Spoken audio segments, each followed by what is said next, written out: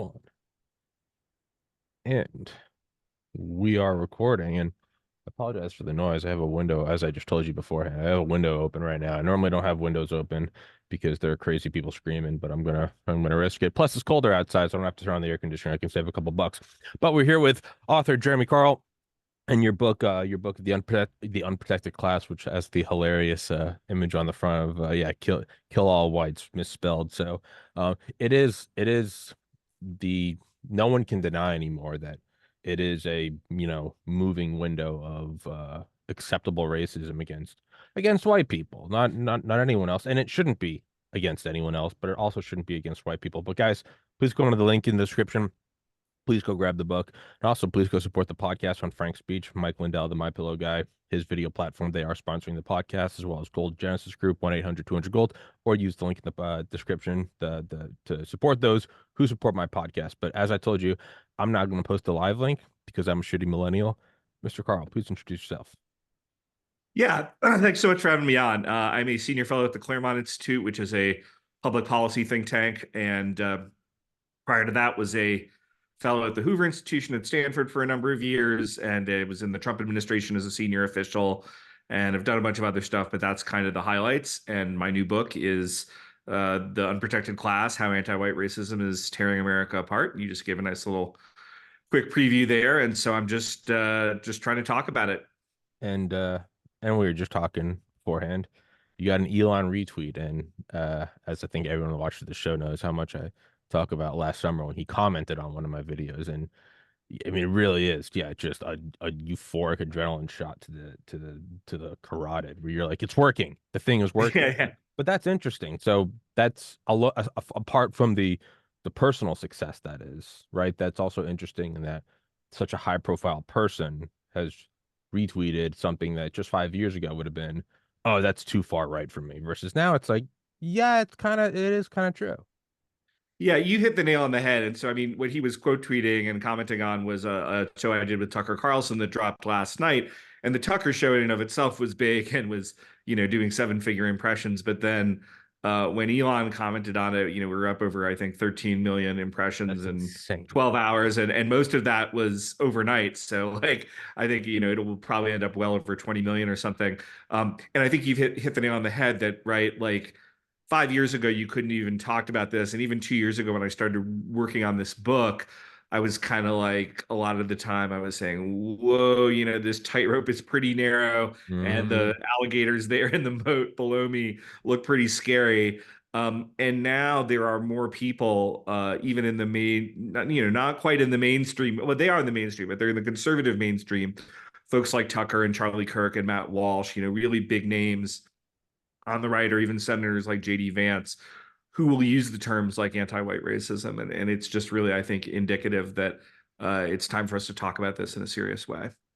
Yeah, and it's obviously, again, other than like the personal success, which is, always awesome. It is, I mean, even doing this podcast, I started in December 2019. And there's, I'm more of a right-leaning guy, but I always try to keep like my wits about me. And like I don't want to become too far, because you start kind of expressing your views in one thing, you get recommended things, and you do have to be wary about, I mean, legitimately, kind of, I think it's called like a cyber cul-de-sac where it's like you don't see views outside of your own, right? And it can be the false impression that everyone agrees with you. And I think it's, a good, if not obligated mental exercise to always examine what you're saying, what you're talking about. If everyone's agreeing with you, chances are it's okay, you're not growing anymore. And so even doing this show, I've always, you know, like you said, the tightrope. You start walking, you're like, I also don't want to go too far down to where people are Yeah. like, and you know what? And it's about time we expose the truth that the Holocaust didn't happen. I'm like, all right, yeah, I'm not doing that. I'm not doing that, right? And the same thing Yeah. is, I have, you know, self-aware people from, liberals on here, and they'll also be careful. Like, yeah, I'm not really for the whole abolish the police, America's evil. They're like, that's how you get a communist hellhole. So like with that though, it is kind of crazy that it's becoming less and less of a tightrope for your topic. It's more and more of a people want to walk out on there and be like, yeah, no, it's kind of becoming objective, right? Yeah. No, absolutely. And in fact, I appreciate that you said that and talked about the kind of importance of not just being in your echo chamber. Hmm. Certainly true for me and how I thought about this. And I very much wrote this book not for the kind of per se like online, terminally online edge lord who kind of like, knows every secret hate fact in Yeah. existence and all these things. Now, I have a few friends in that world. They've Sure. looked at the book, so like, even those guys are like, oh wow, I learned a lot of stuff that I didn't know. And that's great. I mean, I think really anybody, even somebody who's pretty immersed in this issue, will learn a lot of things from my book that they didn't know. But I also wanted to write a book that those guys could give to a parent, a friend, or whatever, who's not immersed in this stuff 24/7, who might even kind of be alarmed to, isn't that racist to say that we're against anti-white racism or just feel uncomfortable with it, that they could read this book, understand, I've got almost 1,000 references in there, understand that it's a fairly written book, it's not histrionic, it's very data based, and I try to lay out the case and not kind of go beyond that. And I hope I've succeeded. Yeah. And then like even for like myself, if if it's not visually evident, I'm like a very, very white guy. I'm Irish Catholic, Thomas Patrick Carrigan. I was born in New Hampshire. Like I'm pretty pasty. And I mean, for I would say the most of my life, I legitimately just didn't. I hated it. I was like, I feel I look weird. And not until the last couple of years, I've actually been like okay with like, you know what? This is just what I look like. I'm about 5'8". I got blue eyes. I got a gap in my front teeth. This is just who I am, and it's what I am. And life's way too short to go through every day hating yourself. And then I remember having that thought and being like, man, I'm proud to be this white, and instantly being like, oh man, that sounds wrong. But now I look at Yeah, it, I'm like, yeah, why does that sound? I mean, if I can now I just truly laid out like it comes from a place of like self-love and physical image of like I like who I am. I legitimately like who I am, and it makes life more enjoyable now. The fact that I'm worried about that coming across the wrong way, being like, but I'm not proud being like white. I mean, I'm proud being, well, how come you can't be proud being you yeah, can't be proud being from Toronto? How come you can't be proud being from Guadalajara? Like there is there is nothing wrong with that, but the very fact that it is subconsciously reflexive, right? To be like, well, wait, no, but I'm not proud to be white. I'm not like, because white people are evil. And it's like, no, why? Like, what? And yeah. everyone is allotted that self-love. Yeah, well, you hit the nail on the head, and it's actually funny that you mention it because one of the things I've mentioned to a few other folks, the original title that I had for this book was "It's Okay to Be White," and I love that one. it was great. It would have a much better title, would have sold 10 times the number of copies. I'll talk about for a second about why we didn't end up doing that.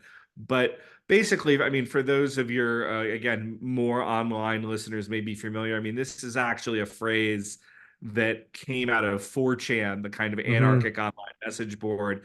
And about a decade ago, maybe a little less, they started putting up these kind of anonymous banners that said nothing but that around like college campuses. Hmm.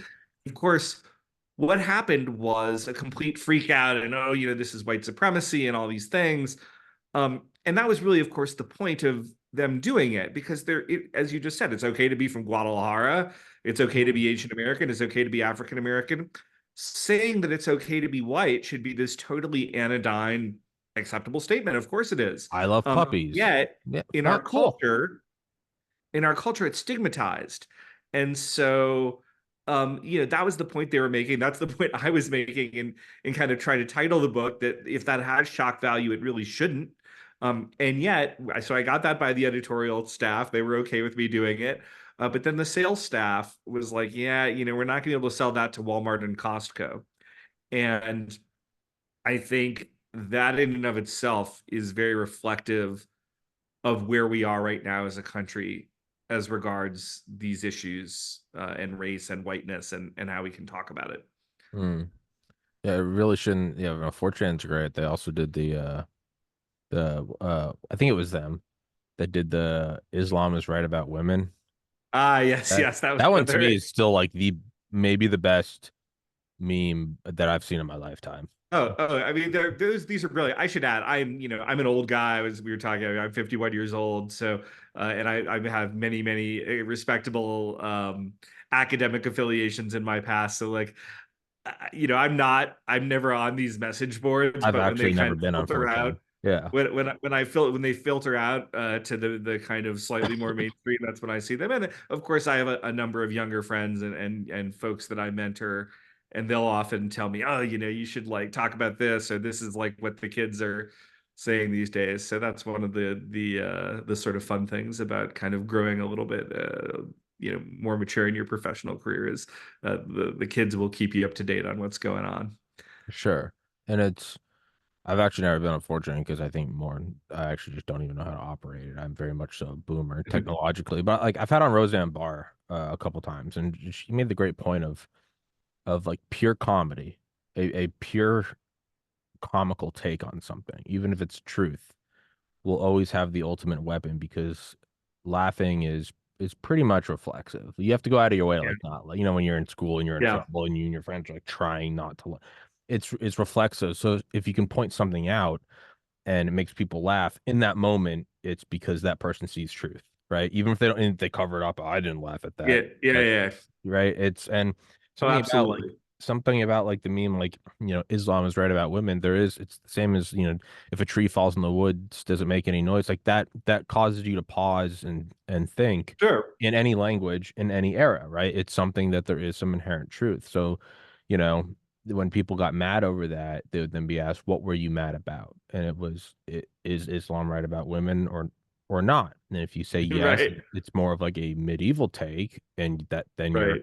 then you're a misogynist. And if you say no, then you're an Islamophobe. And you see how it kind of ties the laces together. And Sure. in that same sense, it is the same thing about it's being okay to be white is so what it does then is so as this gets exposed, I guess, if there can be a point to this meandering ramble, is as it gets to a point to say, well, why do I feel weird saying that?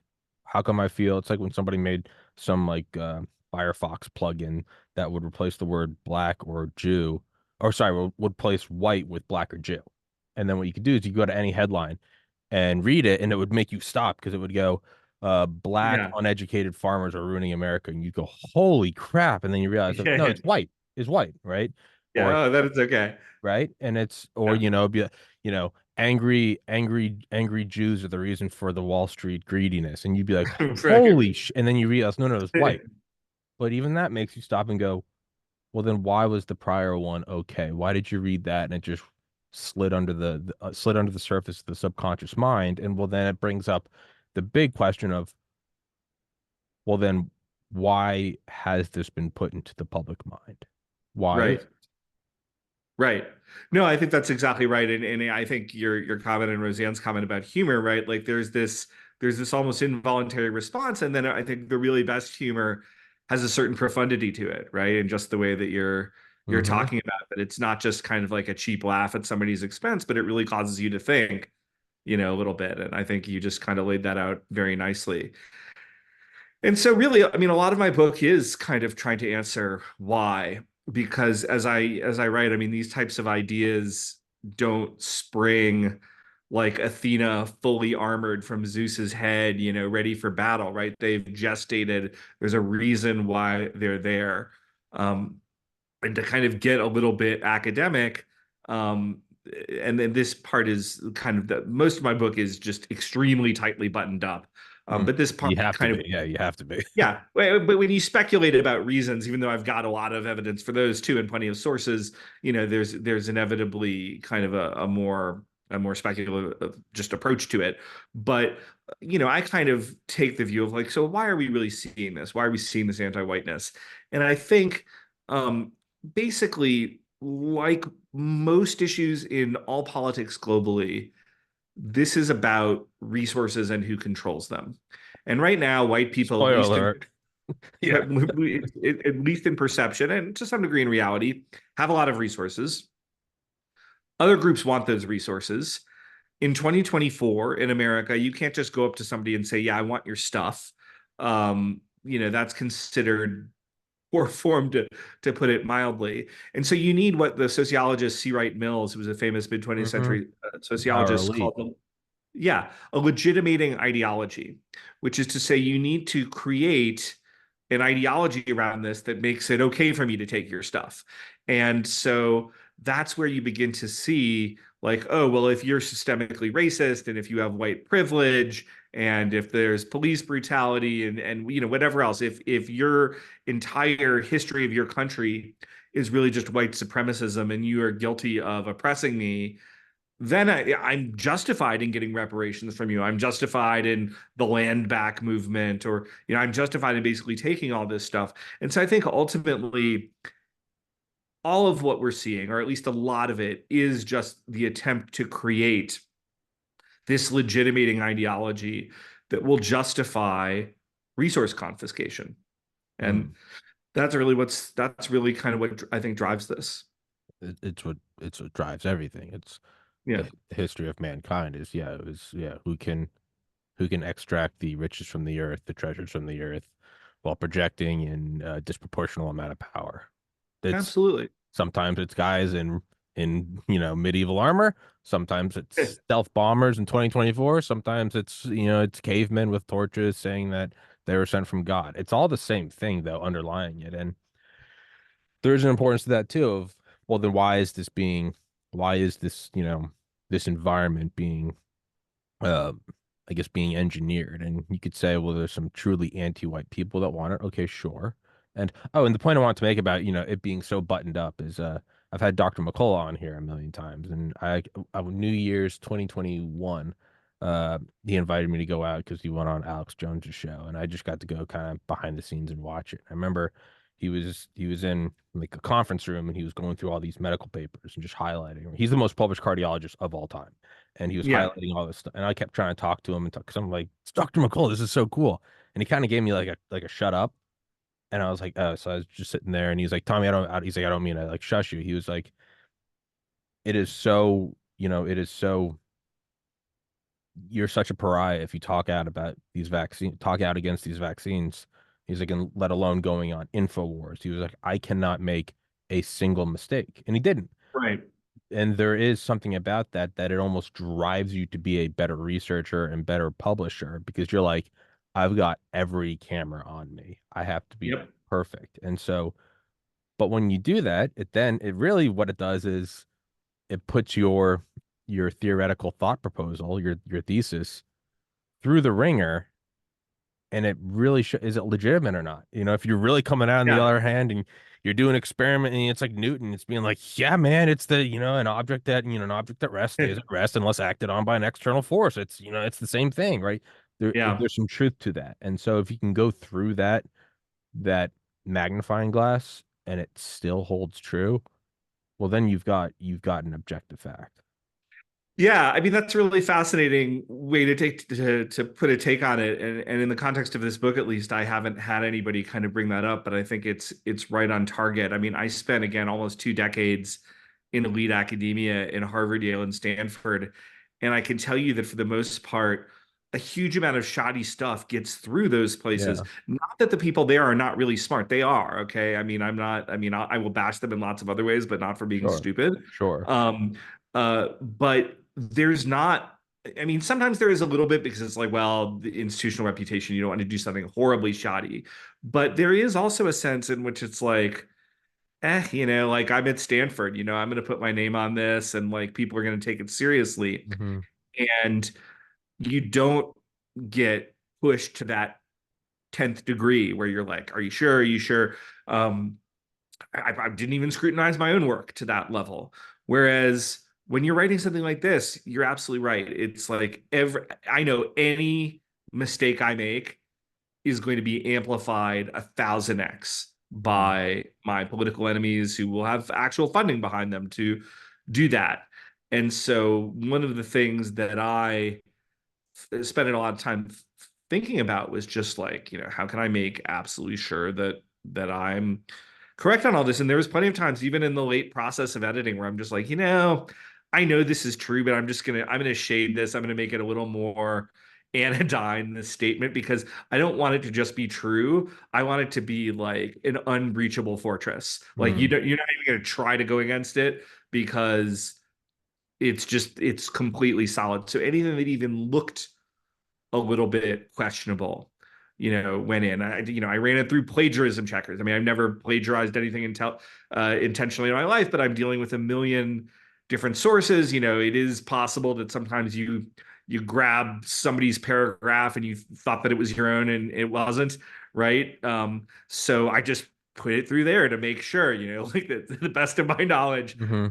there would be no stupid ways of attacking this book. Only you're gonna have to at least put a lot of intelligence and seriousness behind it. Yeah. I had on Dr. Rob Manning like 4 years ago. He's the head, or I don't know if he still is, the head engineer, the chief engineer of NASA JPL, right? So he's in charge of putting the rovers on all the planets. Sure. And he wrote a book about it, and you're just going through all of it, like you cannot mess up. I mean, it's 8 million miles away. It's Right. so far away, it takes light, several minutes to reach you, and there's no auto shop there. You can't go, oh, we need it has to be. I was just asking him, I was like, how do you do that without, and then your career's on the line. And Yeah. he's like, you don't try to make it right. What you do is you remove every possible way that it goes wrong. And then whatever's left is whatever's left. He goes, you don't, Yeah. he's like, this isn't, it's like fighter bomb, like the F-117 stealth bomber, right? The Hopeless Diamond, the one, the in the 70s and 80s. It was like the ugliest plane ever. But they were like, I don't care what it looks, the thing's meant to kill, all right? And it is Right. the best killer out there. And, it's like a car. A car has to have some aesthetic appeal. I have an iMac, right? The iMac it's not as strong as my gaming computer, but the iMac is sexy, it's sleek, it's silver, it doesn't have a bunch of stupid blinking lights on it, right? And in that same sense, he was like, the Rover doesn't need to be sexy. There's no, we don't have to advertise it on the Super Bowl. So if it's weird and it's got panels coming out of the side, and it doesn't matter, it is the most fit thing. It survives. Yeah. It's a shark. It's there purely to kill. In that same way, if you can just keep boiling it down and putting it through everything, at the end, yeah. And when it's like you said, it's an unsiegeable fortress, and you're like, yeah, man, good luck. This is a fact. Deal with it. Yeah. Yeah. So then it comes back to the speculation of why is this happening? And you, you look at it and you go, well, people primarily at the apex of the world, the financial, intelligence, military, corporate, medical elite, you're like, they are predominantly white. So I don't think it's an anti-white thing. It is right now, but is it really what is the environment they are building? And well, it's now becoming okay. Remove white. It's now becoming okay to take a group of people and say that they are less than and that they should thus be subject or not granted the civil liberties and natural laws, human laws that we believe everyone else should have, right? Well, Yeah.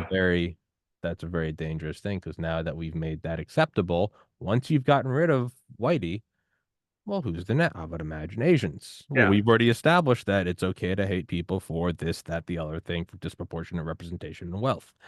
Then you go, oh, yes, this is a tyrannical demon. Yeah, no, absolutely. And Thomas Sowell, the Mm, scholar who's looked at a lot of these issues over many, many decades, talks about the quest for cosmic justice. I mean, he was sort of leading to greater injustice.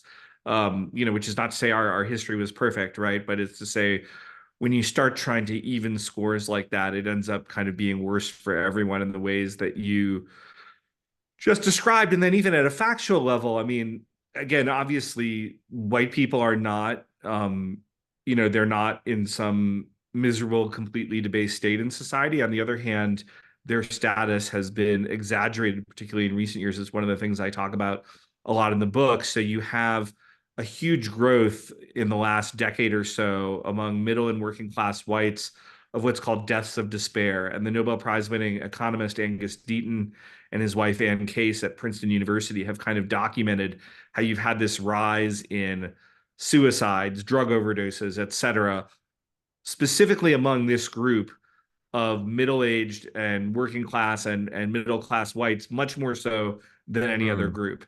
And I think this points to kind of a lowering of status. And then additionally, when you kind of say, well, whites are at the apex of the pyramid, when people do that, they tend to erase groups like Asian Americans. yeah, Pretty much any metric that you would use, education, housing wealth, income, Asian Americans as a group wind up better, often dramatically better yeah. than whites. So if you're positing white supremacy as kind of the organizing principle of society, it's very hard to explain why you'd see that. But again, I show even it goes even beyond that. Even if you go to groups like Cuban Americans or Igbo Americans, a subgroup of Nigerians that are here, I mean, the kind of largest subset, they have higher income and education than average white Americans. And so again, if you're positing that the organizing principle of your society is anti-black racism, how do you explain the fact that Igbo Americans are kind of coming here and doing really, really well? Right. And so I think as you look more at the data, which is what I've tried to do in the book, among other things, a lot of these kind of overheated attacks on whites and white privilege just fall apart. The thing about, yeah, attacking one group of people is you almost kind of have to view it as like a, I don't know, the term that's been thrown around nonstop the last 2 years, right? Is just the NATO Article 5, right? Attack on one is an attack on all. You do have to look at it and be like, hey man, if you if you're okay with this attack now on these people, right? And if you're not a white person, you look at it, you might be like, yeah, I don't care, man. This advances me, right? That's human incentive. You might look at it and Right. go, yeah, it's not going to get out of control for another 100 years. I'll be dead. What do I care? Hey, man. I mean, Right. it's not right, but I rationally get that mindset. But you do have to look at it, right? And it's the whole, they came for the Jews. If I wasn't a Jew, so I didn't say anything. They came for the gypsies, blah blah blah. And next thing you know, it's like, yeah, why Right. am I being put into a gas chamber? And then it's over. Right. You do kind of have to look at it like it's an attack on one is an attack on all. If we are systemizing and accepting this is okay to be like no Right. whiteys, no white men, no. If we're looking at something and being like, what is the superlative? And be like, well, she's black and she's lesbian. It's like, okay, but like, what was her publication? What'd she get on the LSAT? What was this? And it's shut up. You're like, dude, this is Right. not only does this not only is this creating, putting inept people at the top, right? I don't care who my heart surgeon is. I don't care. Where Right. did he go to residency or she or whatever? Are they the best? They Right. have they have no they have no malpractice cert. I'll take them. I don't care if you got Right. neon green hair and you're a Marxist. You're the best heart surgeon in North America. Hey, let's Right. do it. I don't care. Not Yeah. Of only that's a course. side effect, but the primary effect is what happens in 30 years. Sure. Asian men need to be taken down a notch. Give it 50 years.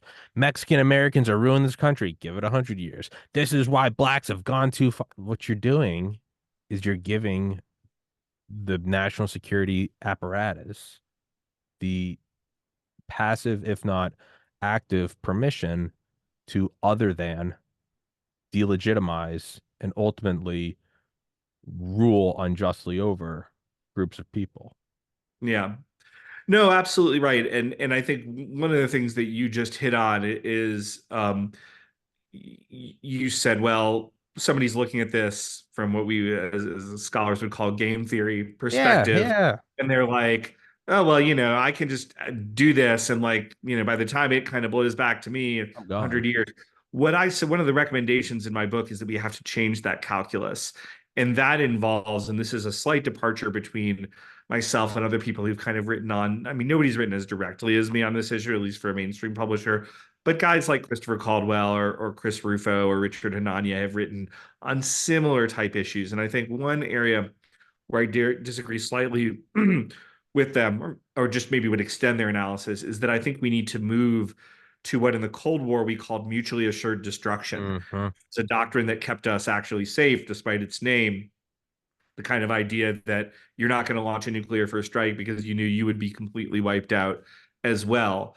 We need to send a message to the anti-white racists that if they continue to behave in this way, that the blowback is going to be extremely painful for them. Mm. And that the only way you do that is ultimately you have to organize white people as white people. You need to acknowledge that this is happening to them, not just kind of treat them as atomized individuals. And it's not about kind of creating some white identity politics. It's just in the same way that Martin Luther King Jr. was like, African Americans are being oppressed, so I'm going to organize African Americans and other allied whites.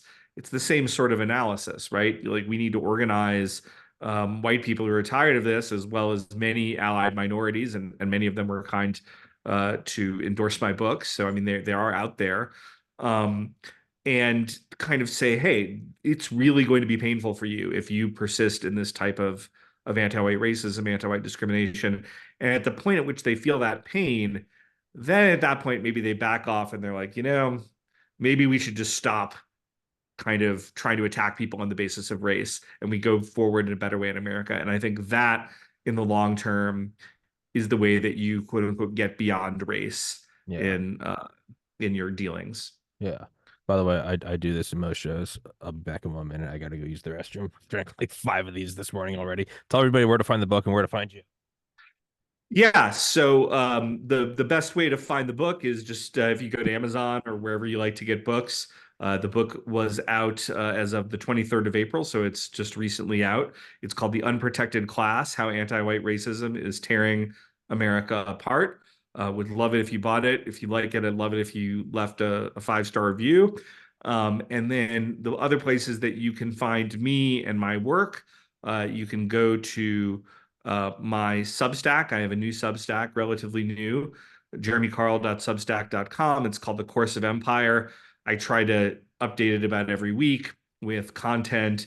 And it's a good place. I'll be talking a lot about the book there. And then the main place where I'm usually active multiple times per day is Twitter/X. And there, my handle is Real Jeremy Carl. And again, I'm tweeting a lot about the book. I also tweet out links to pretty much every article that I do write. And so those are all great ways to find me, or you can find me through the Claremont Institute, my employer, who's been really supportive of me, even in kind of taking on a really challenging subject. Thank you. Um, some people it's sink or swim when I hand over the show without any warning. I'm like, by You the way, I'll be know, right back. I've hosted radio before, so I'm like, okay, it's go time. Yeah, vamp time. Yeah, some people just deer in the headlight, which is fine. As a host, I shouldn't do this, but it is always like an impromptu, like, all right, and go. You have a minute. Um, but then so realistically, how does this manifest? How does it not get co-opted by, you know, neo-Nazis or you'd say feds or anyone from any external organization that wants to make it look bad Yeah. for the intent of not letting it succeed? How does this manifest? Well, I think right now that's exactly what kind of happens to a degree, right? Which is some combination of feds and actual bad actors who are out there kind of come into attempts to do this sort of thing and then turn it into you know, something that nobody really wants to be associated with, who's got any brains or moderation. So I think that's one of the reasons I wrote this book.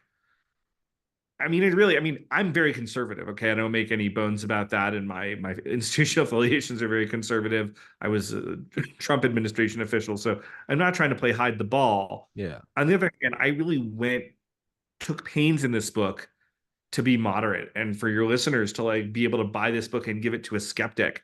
And even my solutions are not, bulldoze the Civil Rights Act completely and, salt the earth, right? Like, actually, you can make a case for that, but I'm not making that case, right? Like, I'm really trying to make a case that says that, hey, this is not sort of weird, far right, whatever politics that is going to, scare 95% of Americans who don't agree with me, that this should be a mainstream thing that we all want. None of us should want to be racist or discriminatory against white people or any group of people.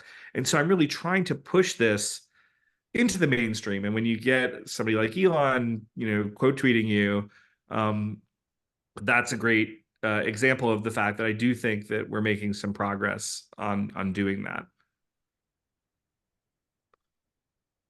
Play devil's advocate in terms of game theory. How do you make this? How do you get anyone involved? How do I word this?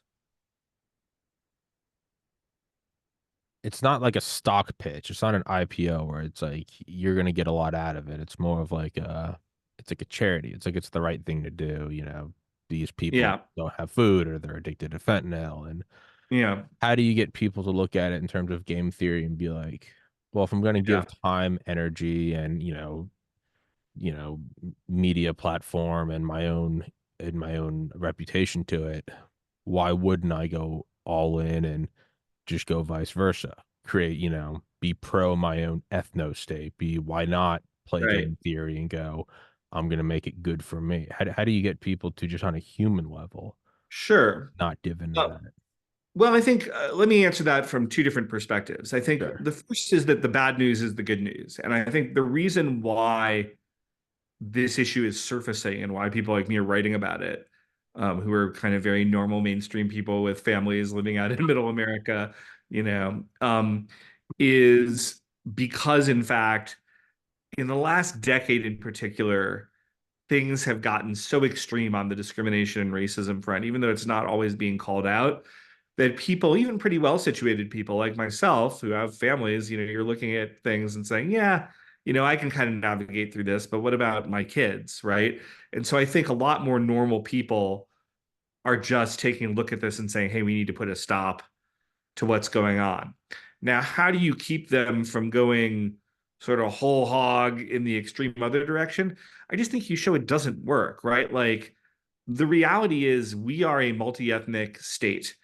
And anybody who kind of has fantasies, we hear about kind of like white nationalists and whatnot. And some of those guys, I don't read them a lot, but I have read stuff from them. Um, in terms of their analysis of what's going on to white people, sometimes they have some useful things to offer.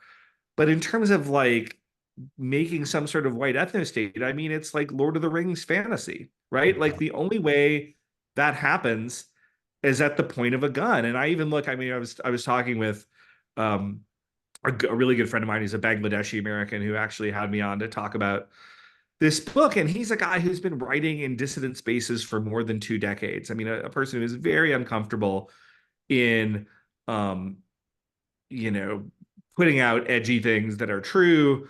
Was intermarried to a white person, and so he has, half white kids and whatnot. When he listens to guys like that, he's like, great, let me get my gun and we'll have it out, right? Yeah. Uh, to me, it's like a total fantasy in terms of the politics that it has. It's just we're not going away. We're not going to become a non multi-ethnic, multiracial country. Whether people love that or hate that or whatever, that's just the reality. And so the question is, how can we live together best given that reality? And so I call for things like an immigration moratorium over the short term because I think we need to kind of reconstitute what it means to be American. And I don't think we can do that when we're just welcoming, you know, illegal immigrant after illegal immigrant to our shores. So there are practical things that we can do. But I think you just need to, my argument against the people who want to go all the way out is that you don't have a strategy. I mean, or your strategy would involve such brutality at the end of the day that you will never get a meaningful number of people Mm. to agree with you. So I'm just trying to live in reality with what I'm doing. Yeah. Yeah. And then in terms of like game theory, you have to go, okay, well, why are you and I having this discussion now? Why was your book able to be written? Why did it get quote tweeted? Why were you on? It's like, what are we? So the reality is, well, all of this it's becoming undeniable. Well, what's becoming undeniable? That, white people are being targeted. Okay. So let's examine that. There is a legitimate, non-delusional, non-conspiratorial, it is a legitimate, objective, based in reality fact that there's an opposing force and mindset against white people. And what has that done? That has now made it socially and personally. I'm going to spend my time and energy in, you know, forming our alliance and being like, we have to push back against this. If you make your own ethno state, what in God's name do you think is going to happen? If there is a legitimate external force and it is making all of us go, all right, we have to stop fucking around and we have to get together and work together, what do you think is going to happen in 50 years if your ethno state succeeds when there is a legitimate opposing force? Now, let's imagine you're Sure. Bangladeshi. You have to Yeah. walk it out and go, what do you think is going to happen? Yeah, well, you're 3 steps ahead in that game. I mean, and you're of course absolutely right, but I don't think we need to go out that far, right? Like Sure. I just I just think of it, again, to go back to my Bangladeshi American friend, right? It's like I would much rather hang out with and be in a political community with that guy than I would with 99.99% of white guys in the country. So like anything that just excludes him because of the color of his skin arbitrarily. Not saying that everything has to be perfectly demographically representative in Yeah. everything you do, but if you're just excluding him arbitrarily, then I'm out of that. I'm not interested in that. And I Hmm. think that the vast majority of Americans would feel the same way. Yeah. And it comes down to, I mean, even in like a biological or even physical, I guess, in terms of physics and entropy, comes down to energy expenditure. Like I have people, if you look at the people on my show, I would say it's probably overwhelmingly white men. But when I like email guests potentially, other than like their name, Jeremy, I have Yeah. no, when people come on for the first time, I have no idea. I don't know if sometimes people come on and it's like an 80-year-old guy, like an 80-year-old black guy with a white beard. Other times it's like a 19-year-old Indian chick. I have no idea and I don't care Right. because I'm just trying to Right. do like a cool show. So it's when some people feel like you don't have on enough people of color. I'm like, that's like energy I'm not willing to expend because I don't care. What are they talking? I love, I want to talk about the Cold War. Oh, this author's sick. Well, that's a white male. I don't care. This is a great book about ICBMs. And Right. I'm conversely, you might have people be like, you need to have on only white men. That's also energy I just don't want to expend. Aside from the fact Yeah. I don't agree with it, I'm also like, I'm not gonna just like sift. It's hard enough to get guests. Like, Right. I'm not gonna sift through this shit. So it's also, and when you push them and you have your Bangladeshi friend going like, yeah, well now it's gonna be fought back at a barrel of a gun. It's also like, yeah, I like the lashback is gonna be just as bad. Yeah, that's exactly right. I think you put it perfectly. Like, I don't want to expend that level of energy, Yeah, right? Like, it might yeah, be that I would organize my own political community. And look, I mean, I live in Montana. I live in a disproportionately one of the whitest states in the country. But I'm not kind of like doing an ethnic counting of the people I associate with here, right? It's yeah, just, I'm going to live where I'm going to live. I'm going to associate with the people I want to associate with, and they're going to have all sorts of different backgrounds and interests. And I'm going to pick the community and groups that correspond to my values and interests. And I don't yeah, want to expend the energy, as you said, yeah, to kind of do racial bean counting in that way. And I don't yeah. think anybody should. Yeah. No, in a funny way, it does kind of come down to like almost like a form of like laziness. You're like, I Yeah. don't, I'm like, yeah, make as the comedian Tim Dillon says, like, no, not everything is a middle school social studies textbook cover where it's just like, Yeah. every person on earth holding hands. Yeah, I'm not gonna go out of my way to make sure I have some quota. And I'm also not gonna like enforce rules of like only these because I mean, again, apart from the fact I don't agree with it, I'm also just like, no, I'm my own boss. I'm not on the clock. I have stuff to do every day, and the quicker I get it done, the quicker I'm finished for the day. That's one extra step that I'm like, yeah, no, I'm not doing that. I'm not doing that. Yeah, and I kind of agree. Even in terms of endorsements, I tried to think about this a little, but I kind of resented that I even had to of like, oh, I don't just want to have right guy endorsers. Um, and in fact, originally I went to a member of the U.S. Commission on Civil Rights, which is kind of um, the kind of overarching body that kind of manages civil rights for the United States. It's an official government commission, 8 commissioners confirmed by the Senate. I kind of distantly knew one of the white commissioners, and I asked her to look at my book, and she didn't end up getting back to me, and that was kind of it. And then later, some people came up and said, "Oh, you should give it to this guy who I didn't know, Peter Kirsten, although I knew his writing and had liked it a lot." And he was actually the longest serving civil rights commissioner in history. And I sent it to him and he loved it. And he gave me one of the really nicest reviews, and it's on my back cover of my book. Um, but that wasn't my first instinct, which I think is good. I got to grab the black guy, right? It's just like I just went for okay, I want somebody with knowledge of civil rights law because I think that's important. And I went and tried to get somebody, and then it turned out this other guy, I had the opportunity to show it to him, and he liked the book. Um, but yeah, you don't want to have to go through life doing that. It's just it's a expensive of energy and time that is just draining. Hmm. Yeah.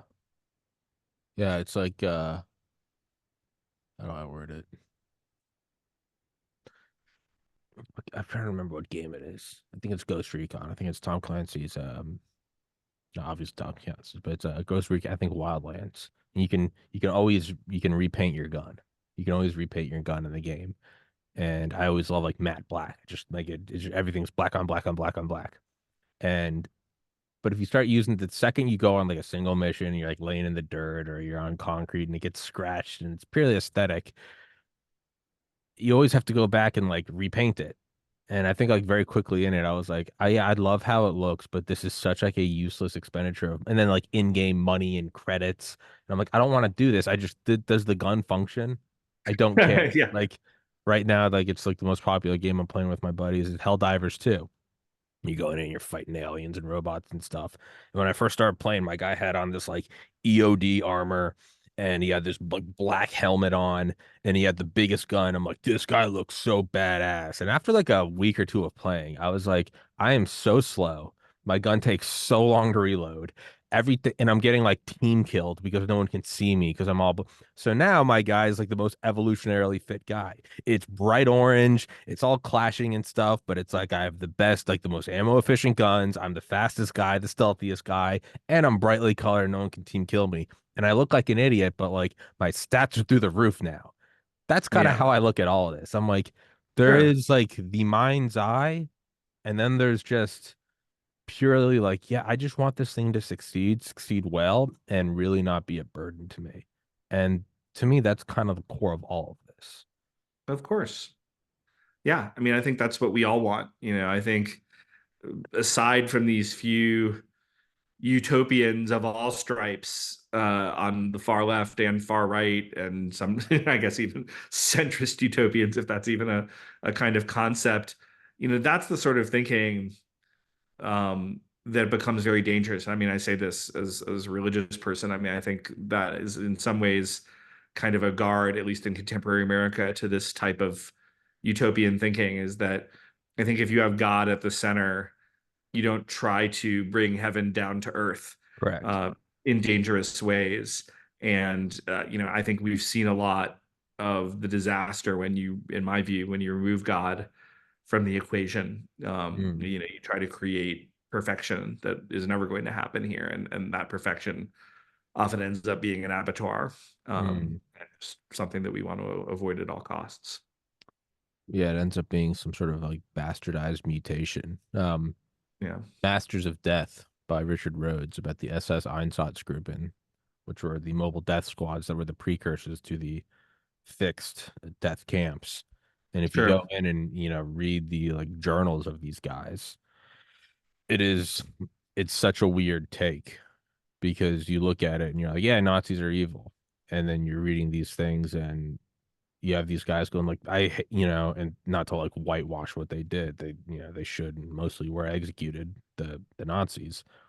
But they're like, I don't want to, I hate shooting women and children, but if I don't do it, my kids are going to have to do it. So I'd rather do it so my kids can live good lives. And you're like, huh. So like the road to hell is paved with good intentions.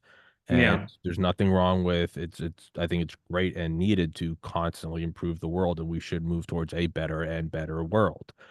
But that wasn't real communism. It's like it always leads to right, 10 million people up against the wall, and you do have to look at it from a religious sense and be like, right, is that Christ-like?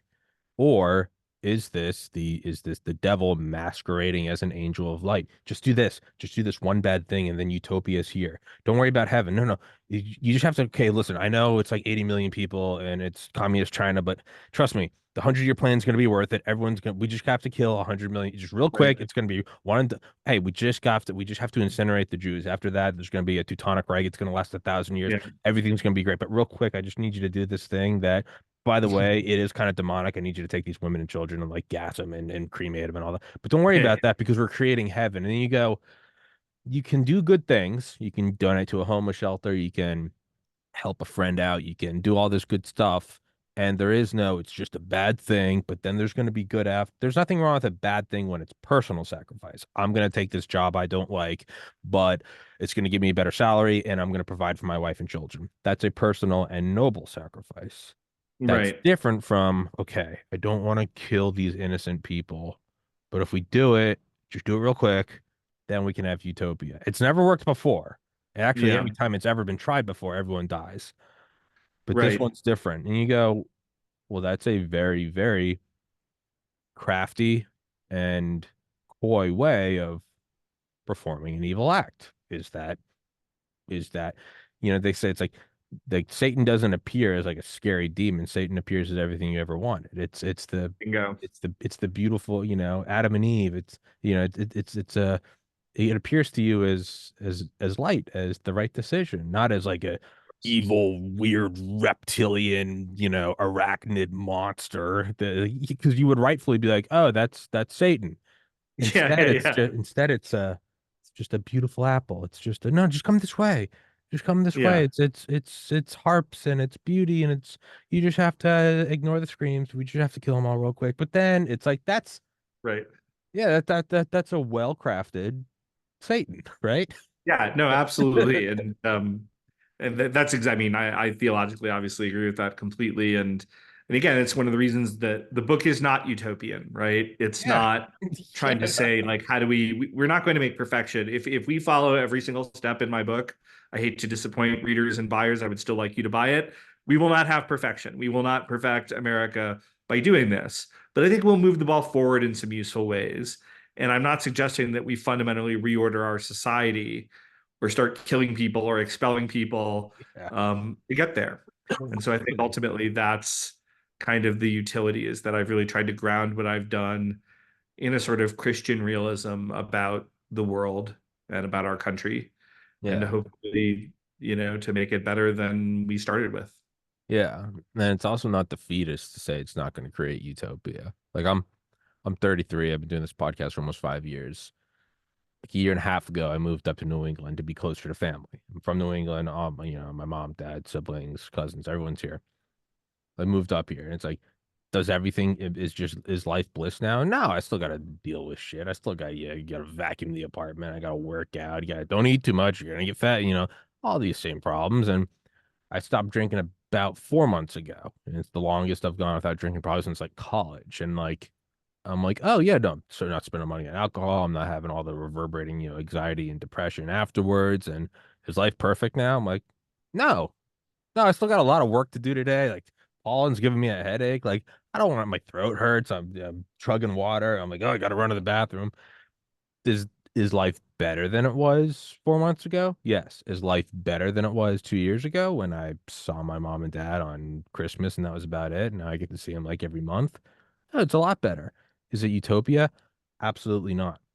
Does that mean that I don't have future plans to make life even better? No, I absolutely do have plans to make future life better. Will it be utopia? Absolutely not. That doesn't mean it's not worth going towards. It doesn't mean to be defeatist and go, it's all for nothing.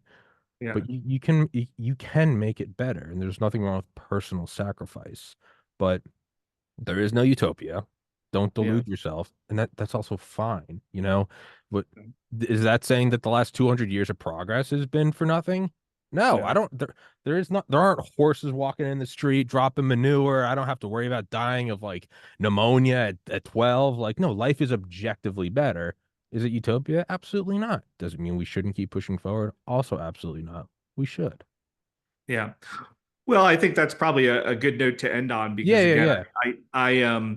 I think that that's just what I've tried to do here. I'm not suggesting utopia, but I'm suggesting, even with the badness of anti-white racism that I lay out in this book, um, it's not as bad as it was for African Americans during slavery in the United States, right? So like, we've made progress as a country. We've just overshot in some very dramatic ways. And I'm saying, hey, let's have a significant course correction. Um, uh, we're not going to make things perfect, but I think if people read my book, The Unprotected Class, if they buy it, recommend it to folks, and if we were to kind of act on some of the things in there, we'd have a better America than we do right now. And so that was really my hope in writing it, my hope in coming to talk to you about it. And I really appreciate you having me on. Yeah, dude, and props on the media exposure. Again, that's got to be. Does it make your life perfect now? No, but that's No. it's also badass to like, get a retweet like that. That's awesome, man. Yeah. So keep working, get off the podcast here and keep grinding, as Yep. I'm sure you will as well. Yeah, yeah, and that's, and that is what I'm gonna do. So, guys, please go in the description. All the links are there. And dude, thank you so much for your time. I'll email you this episode. Excuse me, and I'd love to have you on again sometime. Absolutely. It was a real pleasure to talk to you. You had some really good and interesting insights. Appreciate it, brother. Thank you so much for coming on. Thank you for your work, and yeah, props again on the media exposure, dude. It's the best feeling in the world, and I wish you the best. Thank you for your time, man. Guys, thank you so much for watching. God bless everybody. Where's the cursor? God bless everybody. Much love. Thank you so much.